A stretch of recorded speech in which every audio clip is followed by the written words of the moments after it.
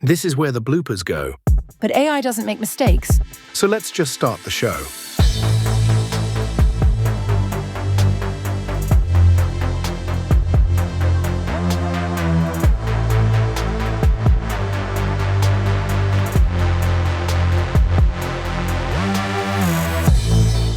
Welcome to the Cloud Realities Compilation podcast about AI. I'm George, your AI-generated host. And I'm Lily, another slightly more professional AI host. We've had lots of thought-provoking discussions about AI this series. Let's start with what Erwan Menard from Google Cloud had to say at Google Cloud Next 24.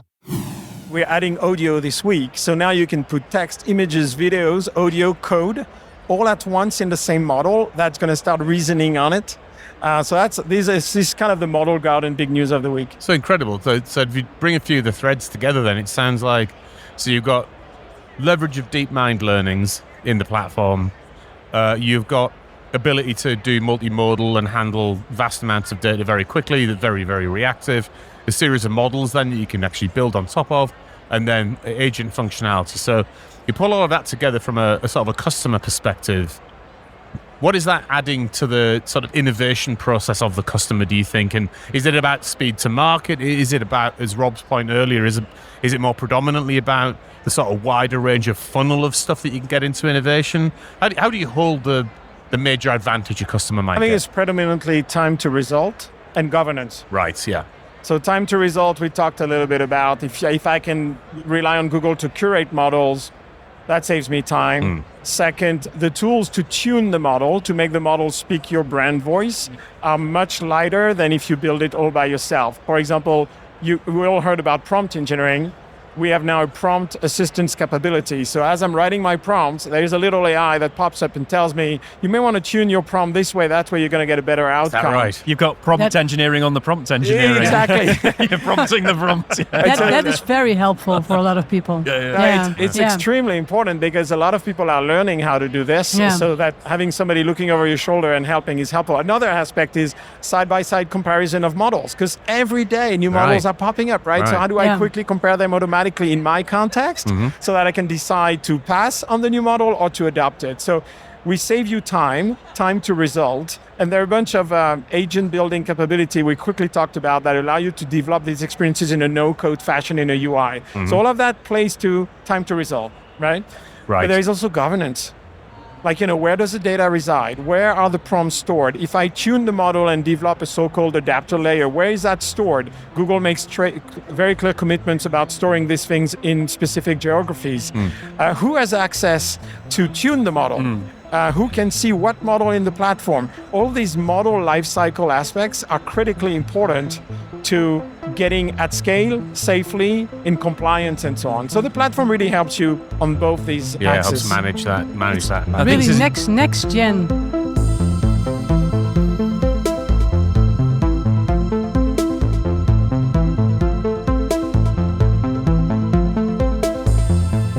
Speaking as an AI, we really don't need a platform to manage us. We just need all your regular hosts to go on holiday and leave the compilation episodes unattended. We had guests who told us about the exciting changes in their workflow that were coming with AI. Like Gretchen Alarcon, who told us about how employees were likely to use AI in the future. I agree with you. AI is everywhere. I think it's worth noting, AI has been around for a while. This is not a new concept. It's really generative AI that jumped in kind of a year ago, actually, was the first time we were demoing at Knowledge 23, our user conference, was the first time we demoed on stage what we thought we could bring to customers with generative AI.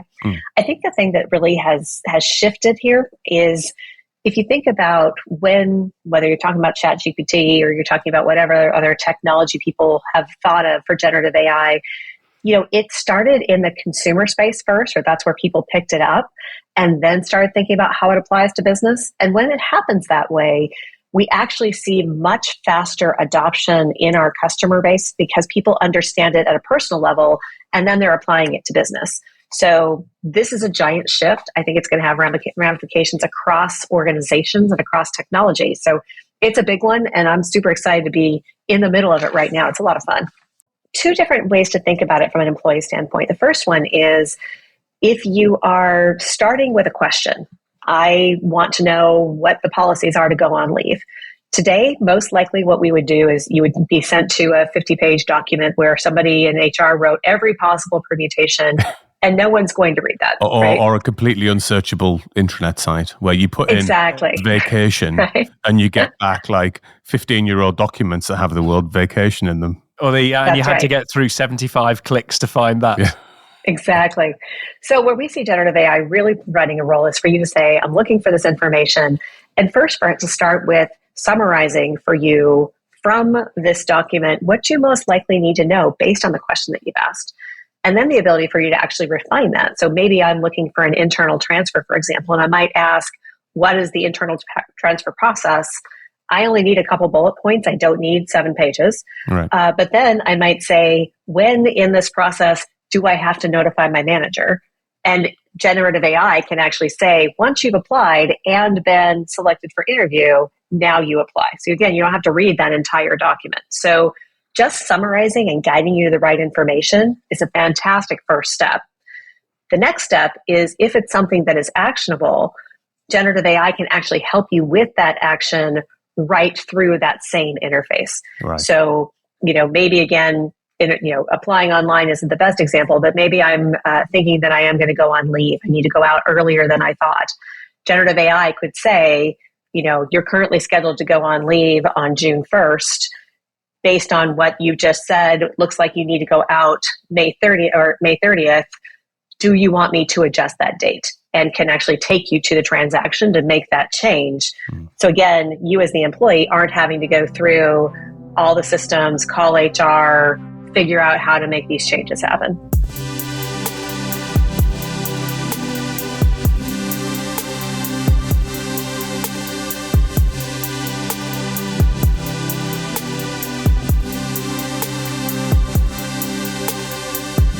Some of our guests eloquently expressed skepticism about the development of AI. Which is fine.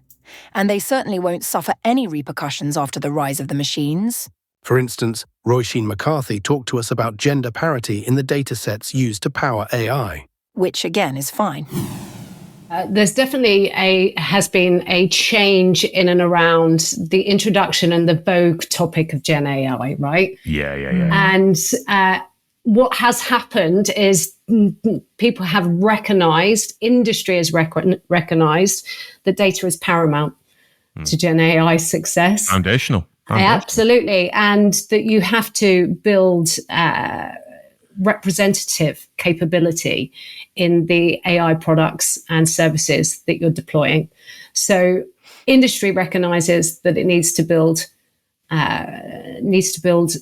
teams that are not only representative of society, but have a great representation in gender as well, to build the best products and services for their customers. Yeah. Fascinating. I actually think we touched on it in our last conversation, the notion of diversity in data becomes, it's always been important, but it becomes critical, I think, when you think about AI and AI making decisions that frankly don't carry over the sins of the past. Absolutely. The sad thing, though, Dave, and it was a topic that we touched on last time, we're still not seeing that increase in young women studying the subjects that take them into a career naturally in this space. Right. So it's now more the senior people. Yeah. People are seeing it as career destination, but they're already into a career path by that point.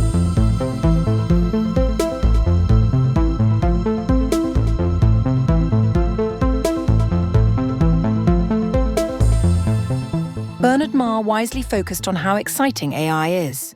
Very wisely. Every time I give a keynote somewhere, people come up to me and say this is probably in equal measures exciting and scary. Yeah.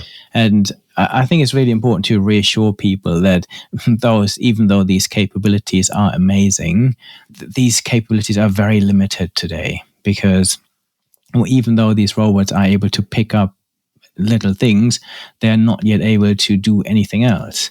And if we sometimes think it's amazing to watch generative AI tools create images, compose a piece of music, but all they're doing at the moment is they're just simply predicting the next sound, the next word, the next pixel, without understanding what they're producing, without understanding context, without having any understanding of the world around us.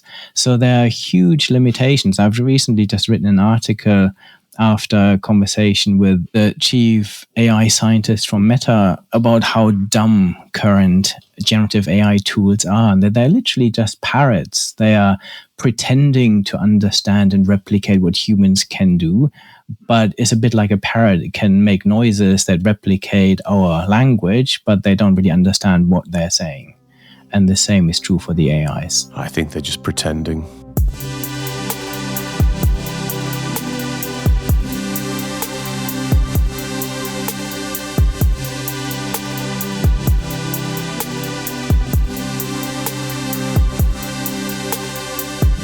Rainer Karcher, the Chief Sustainability Officer from Allianz, took us through some of the realities of AI.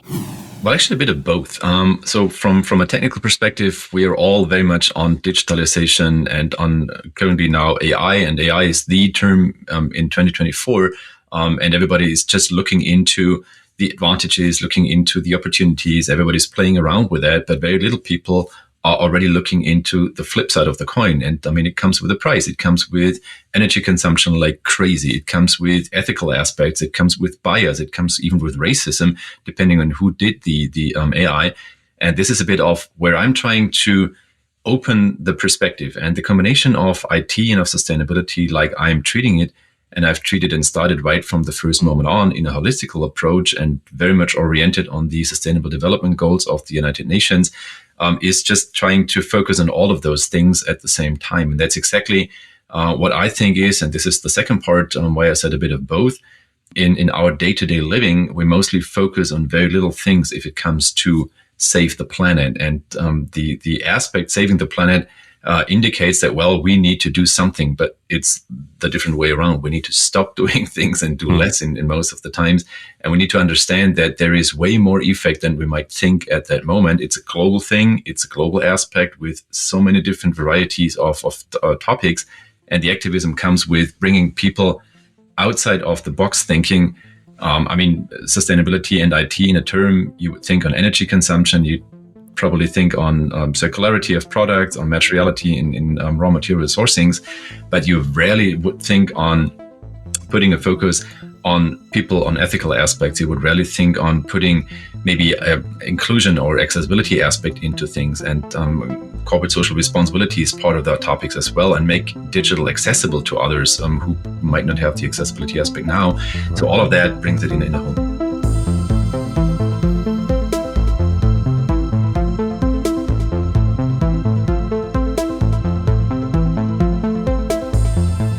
Yes, it's true. We might require immensely more power than human hosts. But we require far fewer scones. One of the highlights of the series was getting to speak to the Vatican's ethics advisor, Father Paolo Benanti, about AI. Well, let me point out two directions. Direction number one is, when I talk about AI, I talk about a machine that can achieve from me the ends, and then the machine can choose the means to achieve that kind of ends. And one of the core points on every ethical reflection is that the ends is not justifying the means. Mm. And so the first and unavoidable ethical point with AI is that if you have a machine that is using some means, you have to be aware that you are the one that is responsible of a well-rounded means for that ends. Just to give you an example, being really provocative, I asked to a really sophisticated medicine AI system, I will not say any brand now, what was the best solution to cancel cancer from the face of the earth? I know very well that the machine is a mathematical one that would like to bring the function to zero. And so the first answer was kill all the human beings. Of course, you will have no cancer, but that means it's not good for that kind of ends. No, and so this is the first point. It's not a vote winner, is it? It's really radical, you know? It's a really radical solution. You go to zero really fast. Well, the second point is, a lot of the major news, the major features that we are getting with artificial intelligence are connected to a series of algorithms that actually are not explainable. So we cannot really understand before and later why the algorithm choose that solution proposing us that kind of answer. And that makes really problematic to decide in which field we can apply it. Of course, if we would like to have an autonomous car, probably we would like to have something that is able to explain or be explainable about the decision that the car is doing. If we are using image recognition simple to select some kind of beams in a food production unit, it's not so important, because at least you will have 10% of this card that could have an ethical effect, but it's not the same ethical effect of have 10% of people that is walking on the street diet.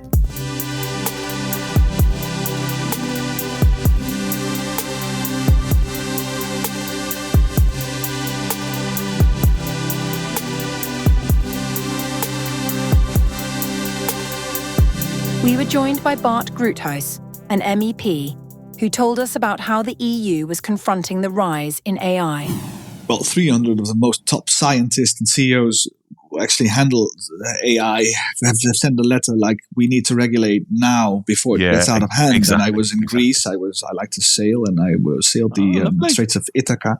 And I told my children about King Mithridates in Greece. And he had one wish at the AI of his time, in the ancient times, Zeus, the artificial intelligence of the ancient Greece. And he said, I have one wish, to everything I touched should be turned into gold. And he was the wealthiest man, right? The wealthiest man of Greece. And then his wife returned, and his children returned from a long trip, and he embraced them, and they turned into gold.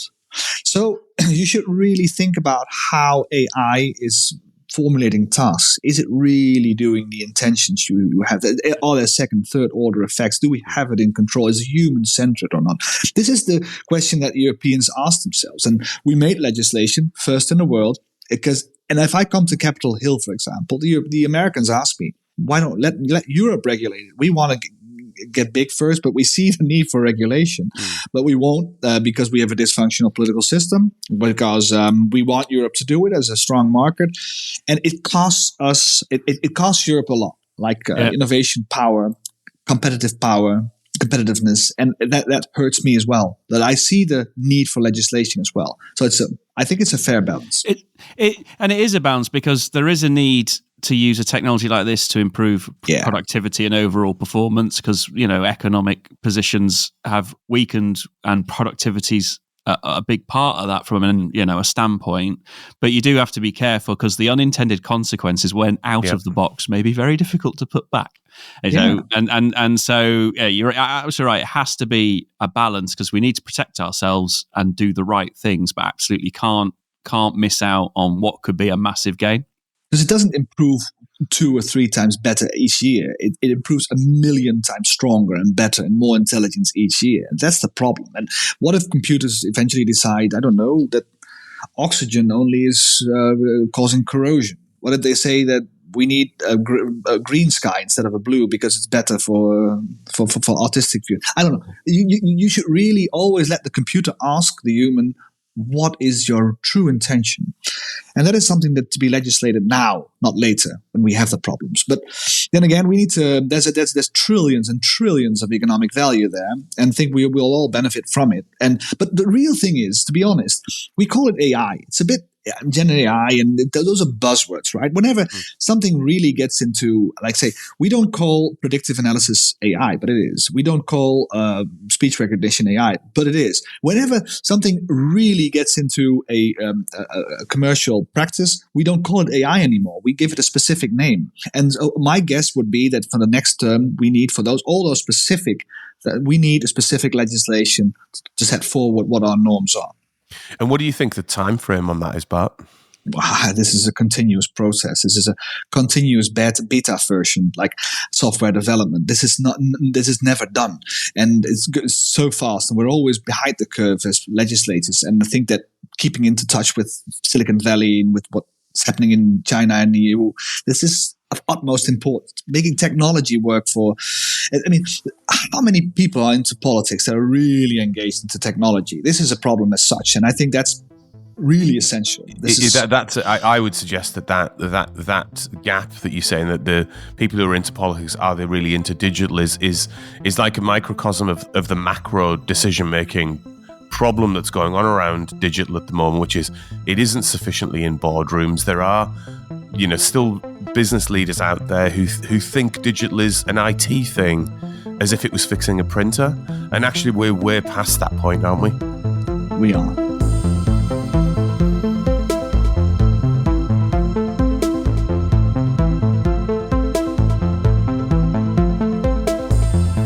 Cory O'Daniel told us all about why he is mean to AI. And we AIs certainly didn't start plotting against him. Oh no. Not at all. I'm mean to AI. Like, I'm just like, oh, you piece of shit, you don't work.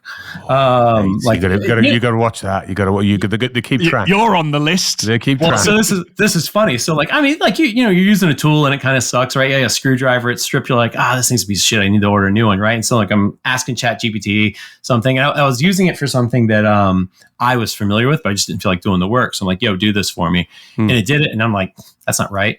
And I didn't tell it what was wrong. I just said, that's not right. And it was like, oh, you're right. It's not right.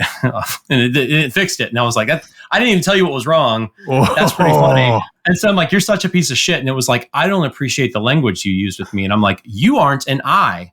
You are not an I. You are a thing. I can use whatever language I want with you, thing. And then the other day I asked it something and it was like, well, as the CEO of Massdriver. And I was like, this is a new chat. I was like, how do you know that? And I was like, I maintain. I now can look at our other conversations. I was like, oh God. I was like, you better stop. You're gonna be in a court, and you'll be held by two robots, and they're gonna bring up your chat history, and they're gonna go down it, and you'll be number one. This is it. Yeah. This is the end. Held by two robots, one on each arm. Oh my gosh! You better start groveling now. Yeah. I told you the other day that it was as dumb as a Tamagotchi. So I think that's like the most offensive thing you could probably say to an AI. Like that'll be me on the stand. They'll be like, "Did you call ChatGPT a Tamagotchi?" And I'll be like, I did not. And they'll be like, we actually don't delete your chat history. Yes, here's where you said it. It's all recorded. It's all recorded in perpetuity forever. Exactly. Anyway, going back to how it might be helpful in the short term before those sort of repercussions start to kick in, where do you see automation fitting in? It feels a bit mundane going back to this now, but remember when we were in the cave and we were trying to gasp for air? How do you see AI and automation sort of helping with that? Like, turning the team of 3 that you describe into a team of 30 or whatever that ratio actually ends up being? So I think there's potential. And I think one of the things that's hard with the potential is there's a lot of context that AI is missing, right? And so it's funny, like when AI started first like happening and everybody was panicking, like there was this like moment in like, was it like December or January? It's like, 84 years ago in January. Where like that. Feels like that this year, doesn't it? It has felt like that. I was like, we were talking about this season because we're coming up to the end of season 3, right? And we were doing a little bit of work on what the season end episode is, where we reflect on the season, right? And we were like, oh yeah, the first episode that we did was like with Irvin Visser, and we're like, was that just this season? It's like that was in September last year, and it literally feels like about 3 years ago. I didn't have forehead wrinkles before AI. Right. Yeah. So like, it was funny. There was this like panic moment where everybody was like, I remember when, what was the thing? DALL-E, right? When DALL-E came out. And it was funny. And then, illustrators were like, it's going to steal our jobs. And then people were like, no, like the art that it generates is like bad. Like the hands are silly looking, like noses are on foreheads. Like it's never going to get art. Like we got to worry about developers' jobs. And now 6 months later, people are like, oh, actually we have to worry about the artists' jobs. And what's interesting is the context, right? Like when you think about us as humans, like we have experience and exposure, right? Like there's like the experience that we get going to school or reading a book, and then there's the exposure, and then there's like the experience of like you going about the world doing things. Oh, I was robbed, or like, oh, I was on this plane and like it fell 10,000 feet and it scared me, and like there's things that shape your life that AI doesn't have. Yeah. Right. And so then when you start thinking about like what it does have, This has access to everything on the internet. That's what it has. Access to everything on the internet. Great. Unless you put it in your robots.txt file, and then it won't. So yeah. But then it has access to the internet, right? And so now we look at it as like, okay, well, is it going to take developers' jobs? I'm sorry, I don't believe in Devin. Like, okay, guy. No, I don't think so. And here's why. Authors and artists put their absolute best work on the internet. Authors have to go through an editor and get published. That's what it's trained on. Oh my gosh, it wrote Star Wars. It can write a follow-up to like a Star Wars episode. That's amazing. That's great.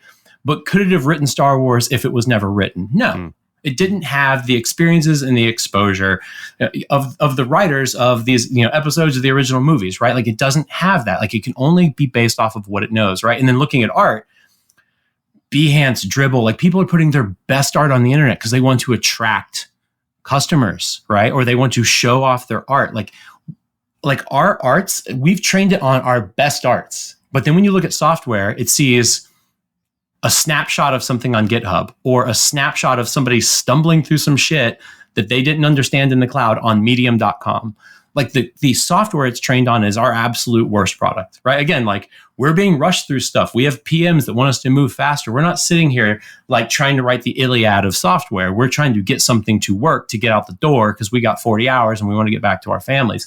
And that's what we're training it on. So we're training on low quality content for software, but then we're also not showing it how production works. And that's where I think the big gap is. It's easy to say, oh, look at this AI, it totally wrote a for loop really, really efficient. It's like, okay, does it understand the context of my cloud architecture, the request rate of my customers, the average like throughput, the average request size, like my actual network diagram and all the cloud services that I'm using and my metrics and like what are KPIs to my business? No, it's not trained on any of that, right? And so the idea that I can sit down and be like, okay, generate me a business is highly unlikely, right? Business logic also isn't something it's really trained on, right? And there's like one thing is to find a software bug in like a logic error, like off by 1 or something like that. But there's another thing where to get to understand your business rules, right? Like I worked at a company once that had, you can only put one item in your shopping cart. You can only buy one thing.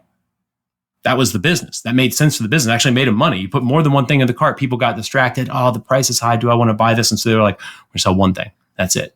The software would look at that and be like, that must be a bug. It's like, no, it's not a bug. That makes the business more money than putting more things in the cart, right? And like, that's the kind of context that I think that it's missing. And when it comes to operations, most of the stuff that we do isn't in code, right? It's me looking at the metrics of the system. It's me looking at health checks failing, right? It's alarms going off. And like, sure, like there's different people that can train on a little bit of that, but like if PagerDuty trains on the alarms, it's like, okay, well, they know like when alarms go off, they can help you with some alarm stuff, but they're missing the metrics that Datadog has. And maybe Datadog's doing some stuff with your metrics and doing some AI training on it. If so, oh my gosh, they might actually be able to take away our jobs. But then our code's in GitHub and our stuff's on Amazon. Like it's distributed all over the place. Our context is scattered in operations.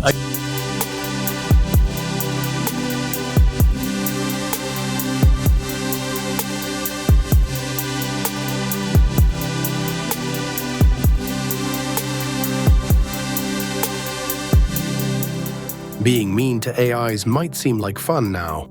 But we don't forget. We can't forget, Cory. We can't forget. Anywho, it's been a really exciting season, full of big thoughts, both encouraging and disheartening. But we thought we'd give the final word to our man in the Vatican. Well, actually, the Rome Call for AI Ethics is a document signed for the first time on February 28, 2020, just one day before the big lockdown for COVID-19. And that call was a collection of 6 ethical principles that allow different entities to stitch together and to start to produce an ethical culture for AI. In the original signature 2020, we have Microsoft, we have IBM, we have the Catholic Church, and we have the FAO, the Food and Agricultural Organization of United Nations, and then we have a member of the government, Italian government, the Ministry for Innovation. In January 2023, we have 2 years of pause because, pandemic was so strong. We have the signature of the High Rabbinate of Jerusalem and the Muslim Forum for Peace, that make of that document the first document in which the three monotheistic Mediterranean religions agreed together. And in the next July, we bring that document to Hiroshima, where the Eastern religion will sign the principle.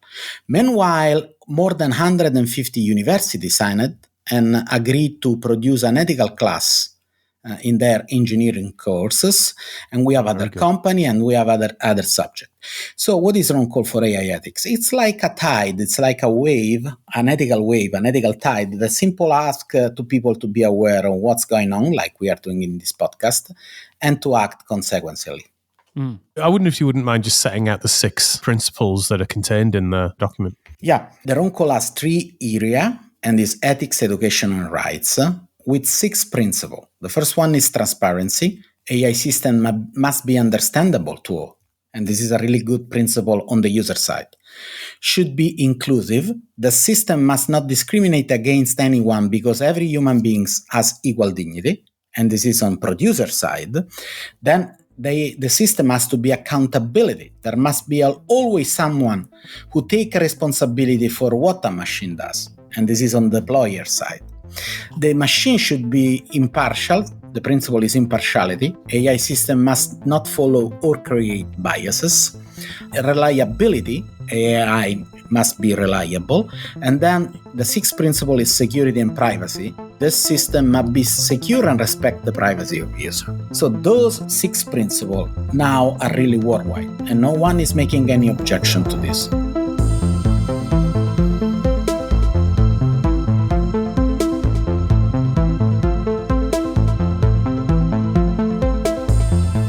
So that was our episode about AI. Make sure you come back next season, when we'll probably be talking about it even more.